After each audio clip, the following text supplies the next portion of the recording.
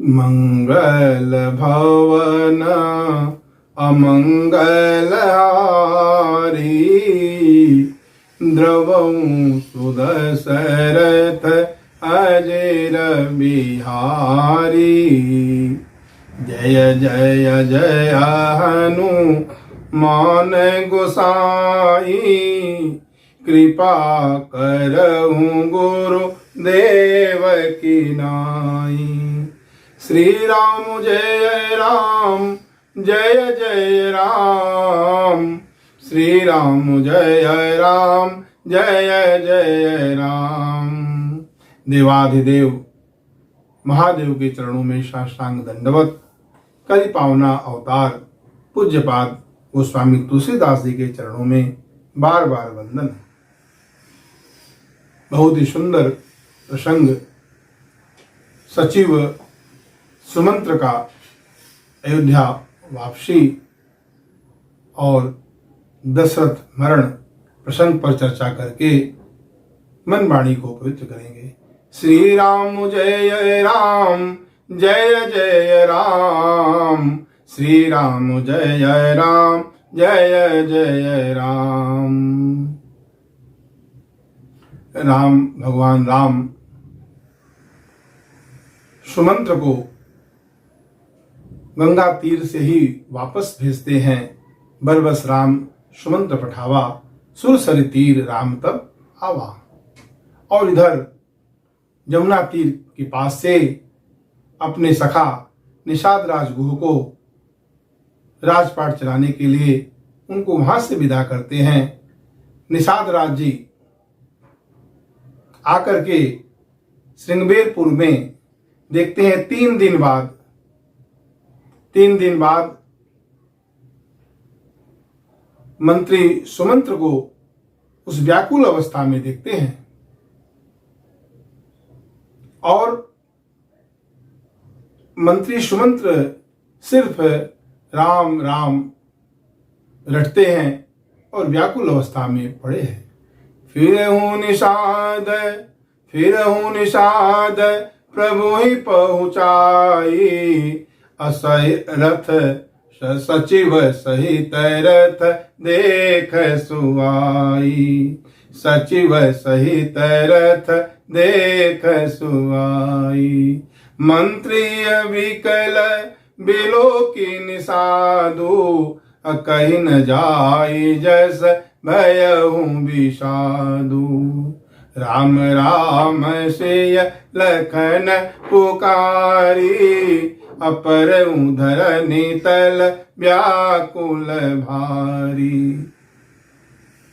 सिर्फ हा राम हा लक्ष्मण हा जानकी कहते हैं और निषाद जी इस अवस्था को देख करके विषाद के वश में आते हैं, जिसका वर्णन नहीं किया जा सकता। और सुमंत्र रथ के घोड़े को बांधे हैं और घोड़ा जो है दक्षिण दिशा में देख करके हिनहिनाते हैं, जैसे मानो पक्षी का पंख कट गया हो और वो तड़पड़ा रहा हो। देखी दक्षिण दिशी हय ही नाही, देखी दक्षिण दिशी हय ही नाही, अजनु बिनु पंख बेहग अकुलाही।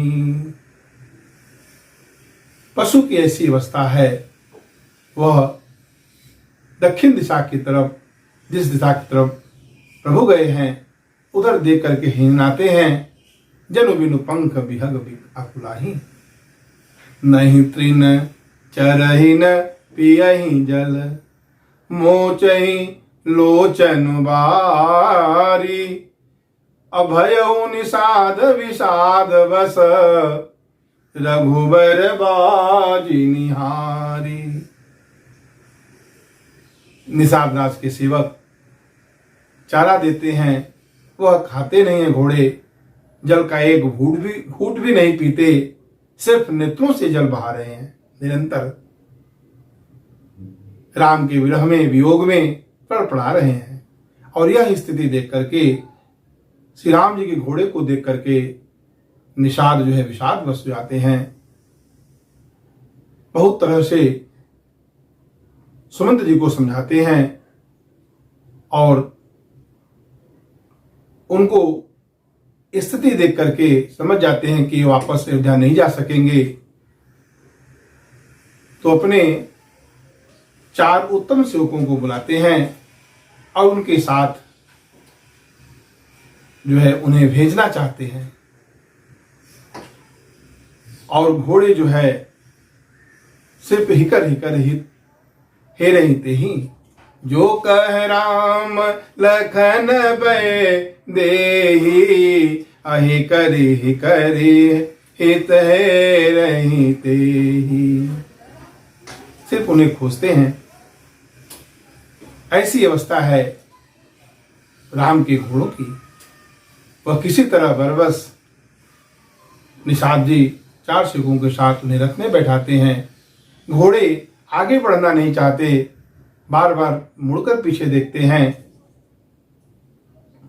और इस तरह वो आगे चलते हैं। रास्ते में सुमंत जी को अत्यंत सोच होता है। सुमंत जी मन में सोच करते हैं जैसे कोई कृपण अपना पूरे जीवन का पूंजी इकट्ठा किया हो और उस कृपण का वह धन खो जाए। ऐसे सोच सुमंत जी करते हैं। जैसे कोई वीर का बाना पहनकर योद्धा युद्ध भूमि से भाग जाए, भगोड़ा को जो सोच होता है वैसा सोच सुमंत जी करते हैं। वेद विवेकी विप्र, जैसे वेद का ज्ञाता हो,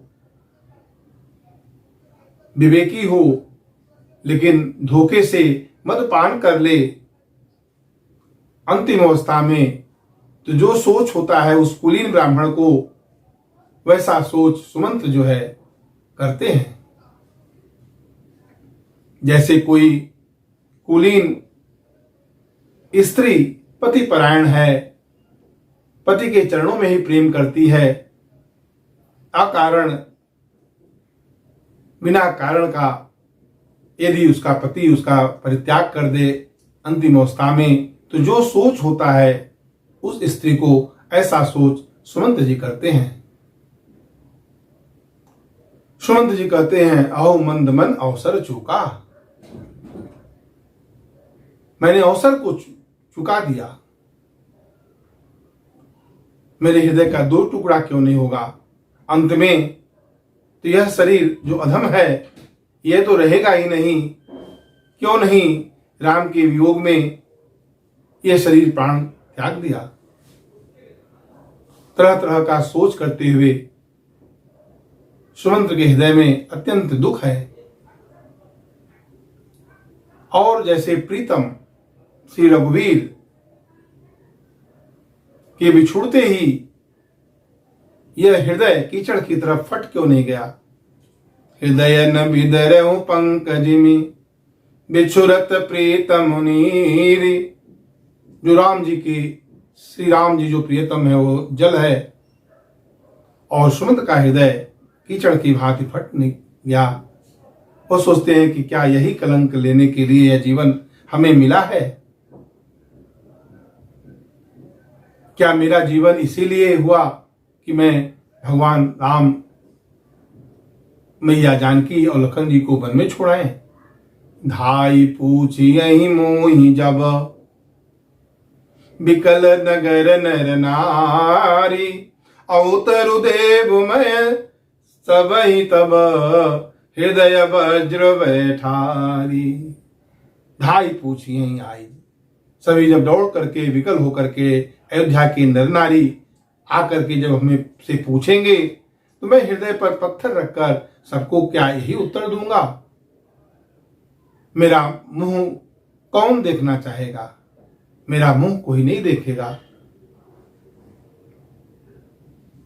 और हे विधाता, जब लोग पूछेंगे तो हम उन्हें क्या उत्तर देंगे? लखन की मां सुमित्रा जब पूछेंगी तो उन्हें कौन सा सुखदायी संदेश दूंगा? राम जननी, राम की माता कौशल्या जब दौड़ते हुए जैसे ब्याई गाय अपने बछड़े को देखकर दौड़ करके हृदय से लगा लेती है, उस तरह मेरे जाने पर राम की माँ कौशल्या जब दौड़ कर आएंगी तो उनको हम क्या उत्तर देंगे? यह कहेंगे कि राम, लखन और जानकी को मैंने वन में छोड़ाया।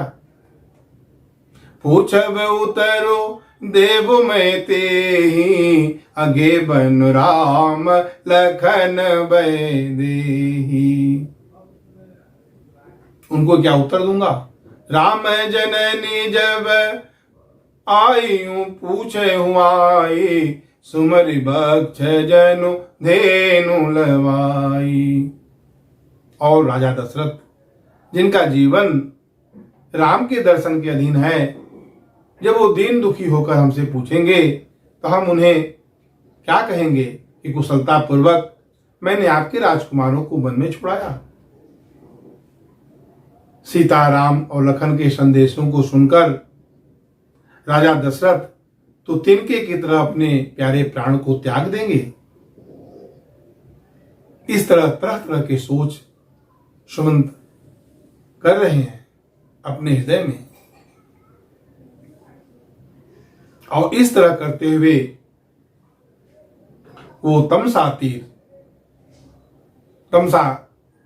के पास जो है वो पहुंच जाते हैं। तमसा तीर तुरत रथ आवा। इस तरह पश्चाताप करते हैं और वहां पर पहुंचकर निषाद राज्य के सेवकों को वो विदा करते हैं। वह सभी सेवक सुमंत जी के पैर को पकड़ते हैं और उनकी मनोदशा और को देख करके उनके मुंह में लाठी लगी हुई है, नेत्रों से जल बह रहा है, वाणी अवरुद्ध है, चला नहीं जा रहा है, और इसको देख करके वह निषाद भी विषाद के वश हो गए और इधर आते हैं। देखी बिटप तर दिवसु गवावा, साजो समय तब अवसर आवा। पूरा दिन सुमंत जी गंवा देते हैं, क्योंकि जानते हैं कि यह मुंह लेकर के हमें जब अयोध्या में प्रवेश करेंगे तो कौन देखेगा। अपना मुंह नहीं दिखाना चाहते, इसलिए पूरा दिन बीतने का इंतजार करते हैं। पूरा दिन चला जाता है। जब शाम का अवसर होता है, अंधेरा होता है, तो अंधेरे में रथ को लेकर के वह पहुंचते हैं राजभवन के सामने और चुपके से रथ को खड़ा करके वह भवन में प्रवेश करते हैं। और इधर अयोध्या के जो नर नारी हैं, पूर्ववासी हैं, उन्हें जब समाचार मिलता है तो वह दौड़ करके आकर के देखते हैं और वहां पे घोड़े की स्थिति को देखकर समझ जाते हैं कि भगवान नहीं आए हैं। सभी रानियां जो है पूछती हैं, अति आरती सब पूछ ही रानी, औ तरुण देव विकल भैवानी। सचिव आगमन सुनत सब, विकल भयोर निवासु। सब सचिव आगमन सुनकर के निवास पूरा विकल हो गया, मानो प्रेत निवास, जैसे मानो प्रेत का निवास हो गया है। पूरी तरह सन्नाटा छाया हुआ है। विकल होकर के सभी पूछते हैं और इन्हें न कुछ कानों से सुनाई देता है, न नेत्रों से कुछ सोचता है। सिर्फ एक ही बात पूछते हैं कि राजन कहाँ है, राजन कहाँ है। सुनई न श्रवण नयन नहीं बोझा, कुछ भी नहीं दिखाई देता, न कुछ सुनाई देता है। और इनकी इस विकल अवस्था को देखकर दासियां समझ जाती हैं और उन्हें दासी देख विकल अवस्था में देखती हैं तो कौशल्या गृह गई लवाई। दासी न दीख सचिव कुलाई, कौशल्या गृह गई लवाई। कौशल्या के गृह में ले जाती हैं और वहां पर पहुंच करके सुमंत जब देखते हैं राजा को, तो राजा की स्थिति, जाई सुमंत्र दीख कस राजा, अमिय रहित जनु चंदो विराजा। जैसे चंद्रमा से अमृत निचोड़ लिया गया हो, वैसी स्थिति में राजा जो है पड़े हुए हैं। न शरीर पर कोई आभूषण है, चेहरा उदास है, मलिन वस्त्र धारण किए हैं, पृथ्वी पर पड़े हुए हैं। उनके इस अवस्था का वर्णन कौन कर सकता है। और इधर सचिव उनके पास पहुंचते हैं। देखी सचिव जय जीव कही, किन्नो दंड प्रणाम करते हैं। राजा दशरथ भी कहते हैं, सुमंत राम कहाँ है, राम कहाँ है, राम कहाँ है। सचिव सुमंत्र को राजा दशरथ हृदय से लगा लेते हैं और बार बार नेत्रों में जल भर करके उनके बारे में, विषय में पूछते हैं। कहो सुमंत, राम कुशल से हैं, आए तो हैं। राम कुशल कहूं सखा सनेही, अकहर गुनात लखन मैं देही। कहो राम कुशल से तो हैं। रघुनाथ राम लखन वैदेही कहाँ है। आने फेर की बनहि सिधाए, असुनत सचिव जल लोचन छाए। और जैसे ही सुमंत सुनते हैं कि वन में वो आपके साथ आए हैं कि वन को चले गए, यह सुनकर सुमंत के नेत्रों में जल भर आया। उनकी स्थिति को देख करके सुमंत के नेत्रों में जल भर आया। और जब राजा दशरथ कहते हैं, सखा राम जहाँ लखन सिय तहा मोहि पहुँचाओ, नाही त चाहत चलन प्राण कहूँ सती भाऊ। हे सुमंत्र, जहाँ राम लखन और वैदेही हैं, जानकी हैं, वहां ले चलो, नहीं तो मैं सत्य भाव से कहता हूं कि अब मेरा प्राण निकलने ही वाला है, प्राण नहीं रहेगा। इनकी ऐसी स्थिति को देखकर सुमंत्र उदास हो जाते हैं और उन्हें धीरज धारण करने के लिए कहते हैं कि महाराज, राजन आप धीर हैं, धर्म की धूरी को धारण करते हैं, आप वीर हैं, साधु सेवा करते हैं, सबके रक्षक हैं, हितकारी हैं। आपसे ज्यादा राम को कौन जानता है। आप धीरज धारण करिए। कैसे धीरज धारण करें राजन, बहुत ही विषम परिस्थिति है। और सिर्फ राजन दशरथ सिर्फ हा राम, हा लक्ष्मण, हा जानकी कहते हुए सिर्फ विलाप कर रहे हैं, विलाप कर रहे हैं, रो रहे हैं। और इधर सुमंत उन्हें धीरज धारण करने के लिए कहते हैं। राम लखन और वैदेही कहाँ हैं। राजा दशरथ की ऐसी अवस्था को देख करके सुमंत उदास हो जाते हैं और उन्हें बार बार समझाते हैं। भगवान राम के विषय में सुमंत सोच सोच करके चिंतित होते हैं। राजा दशरथ वहां स्थिति देखते हैं। राम रूप गुण शील सुभाओ, सुमेरे सुमेरे उर सोचत राऊ। राऊ सुनाई दिन बनवासु, असुन मन भयहुन हर सुहरासु। असो सुत बिछुरत गए न प्राणा, अको पापी बड़ मोहि समाना। कहते हैं राम के रूप गुण शील और स्वभाव को सोच सोच करके राजा दशरथ सोचते हैं कि मैंने राजा का बात सुना करके वनवास दे दिया। ऐसी स्थिति में भी राम के मन में न हर्ष हुआ न विषाद हुआ। ऐसे पुत्र के बिछुड़ते ही मेरे प्राण क्यों नहीं गए, मेरे समान पापी कौन है। और वहां जब सुमंत पहुंचते हैं तो सुमंत से कहते हैं, हमें इन नेत्रों से राम लखन और जानकी को दिखाओ। और उनका संदेशा कहो। प्रियतम सुवन संदेश सुनाओ, पुत्रों का संदेश सुनाओ। सचिव सुमंत जो है कहते हैं, प्रथम वाश तमसा दूसर सुर सरि तीर, अन्याहि रहे जल पानु करि, सिय समेत दो वीर। प्रथम मुकाम तमसा तीर पर हुआ और दूसरा गंगा के तीर पर हुआ। वहां पर सिय समेत दो वीर जल पी करके ही रहे।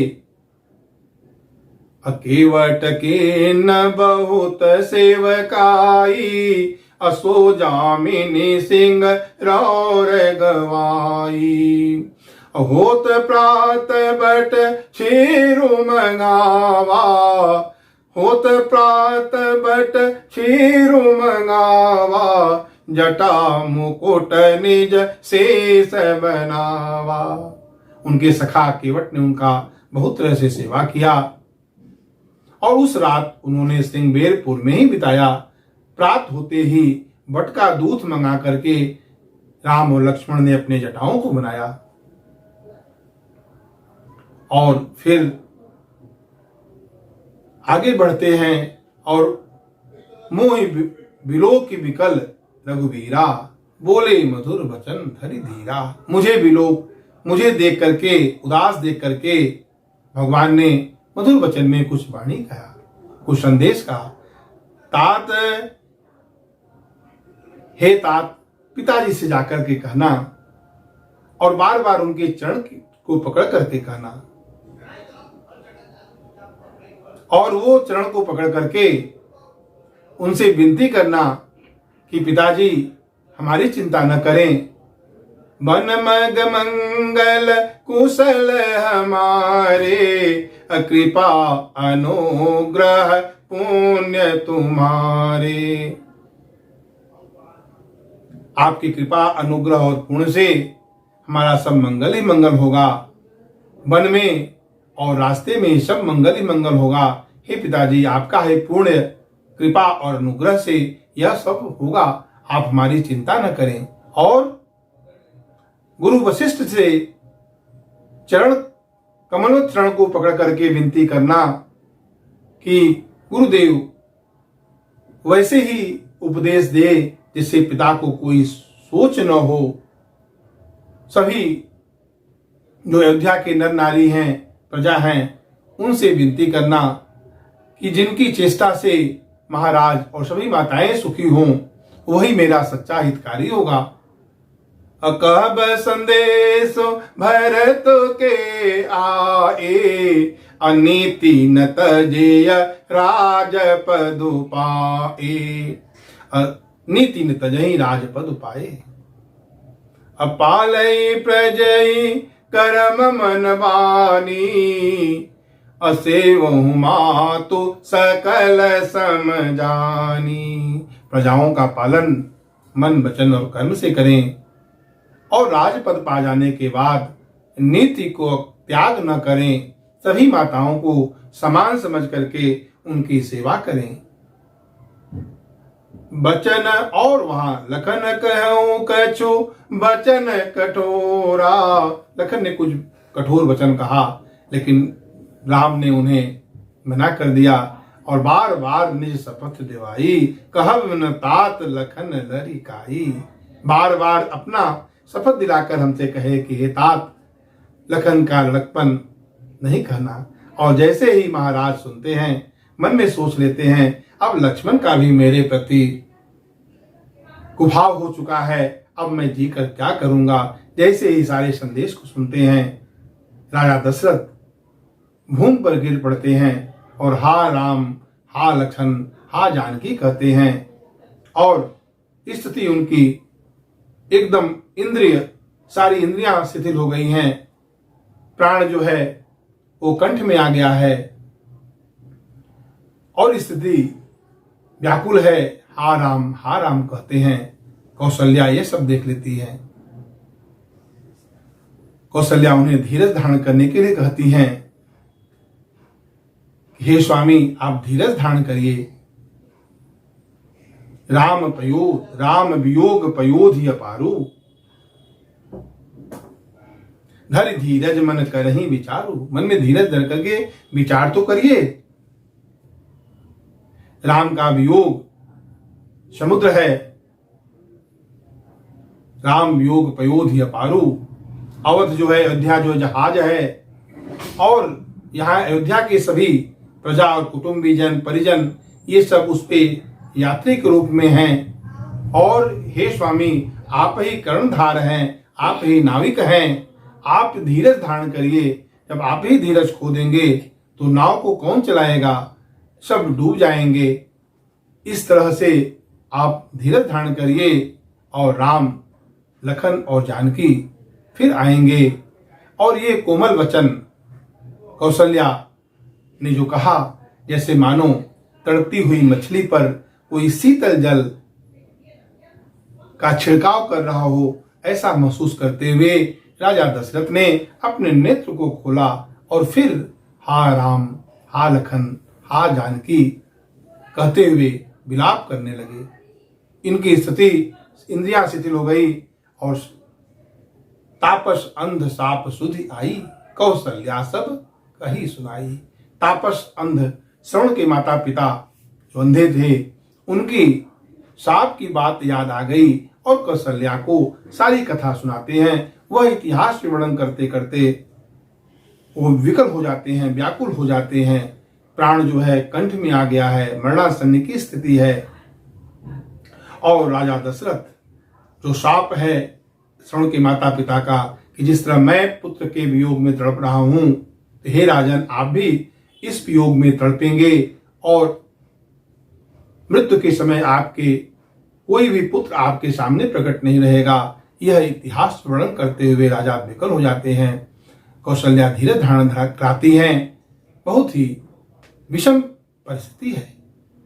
हाय रघुनंदन प्राण प्रीते, तुम बिन जीवन बहुत दिन बीते। हा जानकी लखन हार रघुबर, आपी तुहित चित चातक जलधर।